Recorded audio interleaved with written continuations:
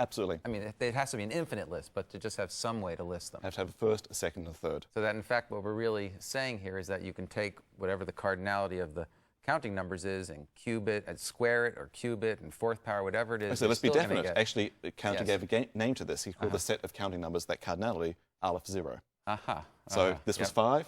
The counting numbers represent Aleph 0. In fact, any set that could be put in a single list would have cardinality Aleph 0. So the fractions have Aleph. So now we've just shown... So there are Aleph 0 number of fractions. Absolutely. Which we would also say is a countable infinity. A countable infinity, another word. You can actually list it in a counting fashion. Right. So now we're really butting up against the question, is there anything that's infinite that right, isn't Aleph 0? Because right now, everything looks like it's Aleph 0. Right. Absolutely right. So that... But not everything. But not everything, because there's another type of number out there. There are the irrationals. Right. That's right. And you know, not everything is a fraction, as you well know. Square root of 2 is not a fraction. It has a decimal expansion that goes on forever without any repeating pattern to it. Right. But what I'd like to do is ask myself, can I put all the real numbers into a single list? Okay. Does it have the cardinality Aleph 0? Okay. Just to make life a little bit easier, let me just stick with numbers between 0 and 1. Because I'm going to write lists of decimals. So that somehow should be a fewer number of numbers should be a fewer than all number. the real numbers. Okay, so if I can show that the reals between 0 and 1 can't be put on a list, then certainly all the real numbers can't be put on a list. Right. Okay. All right, so imagine Quentin comes along and says to me, hey, Jim, I have this list. It's every single real number there is, like that. He's been working for a while. He's been working for a very long while. There's an interesting philosophical question here. I mean, this is really beyond human. These are mind games we're playing. Right. Of course, Quentin can't write down me this list. Right. But I can imagine in some sort of beyond human sense, one can. Right. There is a list. All right, so is that indeed all the real numbers between 0 and 1? Well, he hopes so, but in fact it isn't. And here's Cantor's second diagonal argument. Yes. Very, very clever. Let's highlight the decimals along this diagonal line shown. Right. So that reads for me a decimal that looks like it's a 4844702, et cetera, et cetera, et cetera, et cetera. Okay. What I'm going to do is pluck that out and change each digit in that decimal. So that first digit being a 4, I'll make it a 5. So that second digit being an 8, I'll make it a 9. I'll go through and change each digit. Okay, so now we have this new number that's a new real number. Okay, perfectly, and it's a perfectly good number? Perfectly good number, there it is. Yep. Now, Quentin said his list was complete, in which case I should be able to find that new number somewhere on his list. Well, it's not the first number. I made sure of that because I changed the first decimal. Yep, exactly.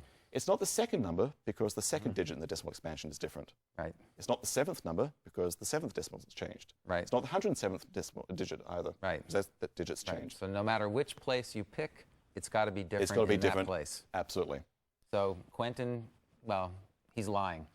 Well, didn't know any better. Well, he might say to me, well, hang on, I can fix that. I'll just quickly put that on my list. Right. But of course, the thing is, I can then go through his new revised list and do exactly the same trick.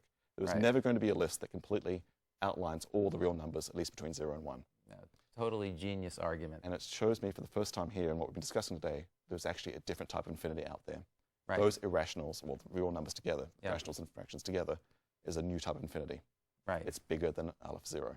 Right. Okay. So now what we've seen is that there are two kinds of infinity. There are the counting numbers, okay, so we called Aleph 0, and there are the number of real numbers, which we might as well call Aleph 1. It's the next one we found anyway. Fair enough. Absolutely. So, and it's a natural question to ask, are there more, or is this it? That's a very good question indeed, and of course Cantor answered that question. Yep. And the answer is, yes, there's plenty more. In order to explain what he did, we're going to go back a step. Let's look at a finite case. Okay. So imagine I have 3 friends. Forgive the names of my friends here, but my students will be pleased if I use them. Albert, Bilbert, and Cuthbert. All right. And I'd like to invite some, perhaps all of my friends over for a dinner party. Okay. Now I can invite all 3. I can invite none. Maybe just Albert alone, or maybe just Bilbert and Cuthbert. Yep. If you look at it, there's 8 different possibilities, 8 subsets from those original 3. Yep, either 0, 1, 2, or all 3 people. And if you notice, I had 3 original friends. Yep. Now I don't have 8 digits in this hand, but imagine I have 8 fingers here. Yes. 8 is definitely bigger than 3. I cannot set up a correspondence. Right. Now, the remarkable thing that Cantor did here was that he can start with an infinite number of friends. Start with any set. Yep. Take the set of subsets of those friends. It will be a bigger set indeed. You will not be able to set up a correspondence. 1 friend at a time, 2 at a time, even all infinite Absolutely. subsets Take every at a second time. friend. The set of all subsets is a bigger set. Even the original set was infinite in its own right. So basically, Cantor has discovered the set of subsets is always going to be a bigger infinity than the original set. And I can do this game again, that's the wonderful thing. Let's go on the self-referential loop. Right. Let's take the set of all the sets of the sets. Right. And the set of the set of the set of the sets, and keep doing this. And voila, we now have this whole hierarchy of infinitely many infinite sets, each bigger than the previous one. So we've got this infinite hierarchy, 2 to the Alephs and 2 to the 2 and so on. So where does our Aleph 1, the cardinality of the real numbers, fit in here? Good question, and Cantor actually resolved that very issue. he managed to show that it's possible to have a correspondence between the real numbers and Aleph 1, the set of all subsets of the natural numbers. Okay, so now it's a natural question to ask, is there anything in between the numbers on this list? Of course there is. Is this hierarchy it, or is there more? Right. Well, Cantor actually asked that question and struggled with it. In fact, he never actually resolved it in his lifetime. Turns out it's a very, very deep question. Is there something between Aleph 0 and Aleph 1? Related to the foundations of mathematics, Absolutely. as it turned out. In fact, it wasn't until many decades after his life that mathematicians really came to some resolution, or should I say non-resolution of this question, right. Namely that mathematics could be fine, assuming there is something in there, and also mathematics will be fine without it. It's known as the continuum hypothesis. Right, and one of the deepest questions of mathematics. Absolutely. Well, Jim, thanks a lot. It's been infinitely fun. My pleasure. Thank you so much. All right. Well, as it turns out, even the use of Aleph, the notation itself, has an interesting story in our story of infinity. So let's watch a little movie about it. Fabulous. Great. Georg Cantor was certainly familiar with the infinity symbol, but when he transformed our vague notion of infinity into one that we could grasp mathematically, he also gave it a new identity, the Hebrew letter Aleph. Scholars have debated why he chose such a symbol. The most popular answer is attributed to his heritage.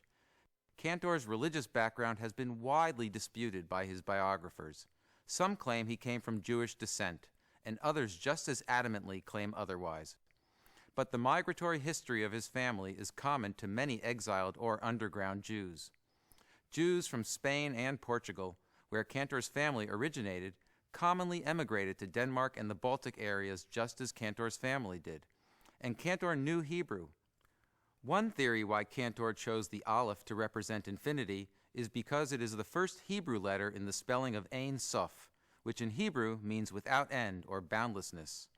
In any case, the deeper meanings associated with Cantor's Aleph and John Wallis's Lazy 8 were there long before either man chose them as mathematical symbols to represent infinity. And it's in this symbolic realm that mathematics and the arts meet, taking us to yet another perspective on infinity. Mathematics opens up possibilities that artists may not just naturally think of.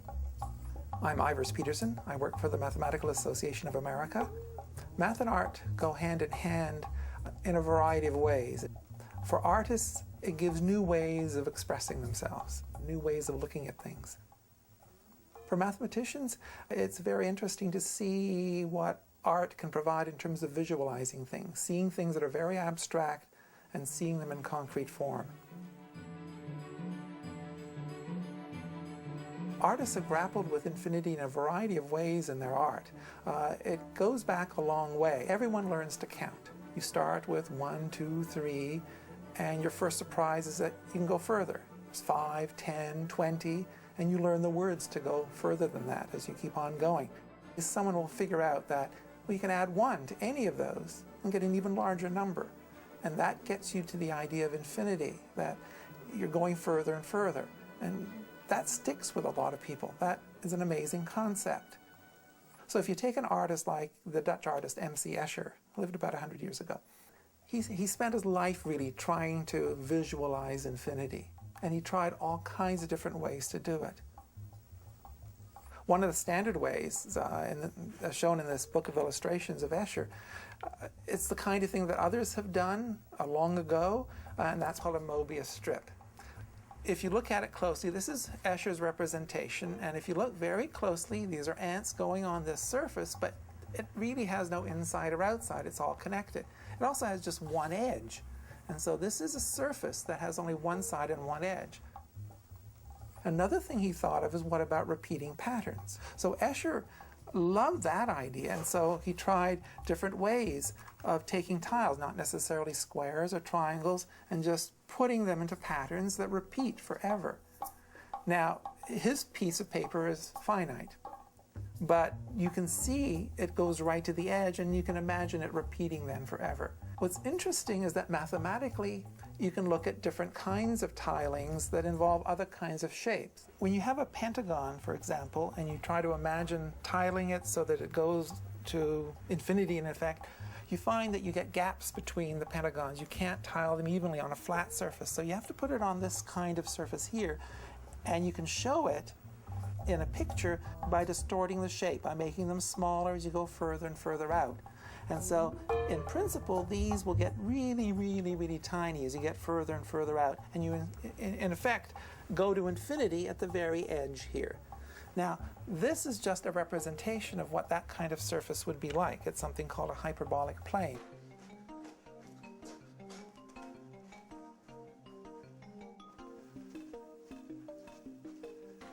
Now, this remarkable sculpture, done by someone named Helaman Ferguson, who is both a mathematician and an artist, this brings together a lot of different aspects of infinity all in one piece. If you look at this sculpture, the cross-section is a triangle with the sides bent inward, and what's happened is that this triangle turns and twists around and then joins back up again, so it has a twist in it. And so what you end up is this edge here, and if you follow the edge all the way around, through the back, through the inside, and then back here, you notice you end up where you started. It's all a single edge, so it's very similar to the Mobius strip that we had looked at earlier. So it's a way of representing something that's continuous, sort of the eternal side of infinity in effect. And it's a very, very nice example of how a mathematical idea can inspire a really brilliant piece of art. Math is everywhere in our lives.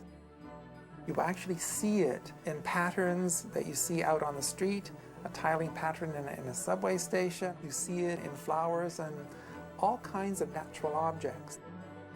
But it goes beyond that, because mathematics also presents ideas like infinity that you cannot actually experience directly.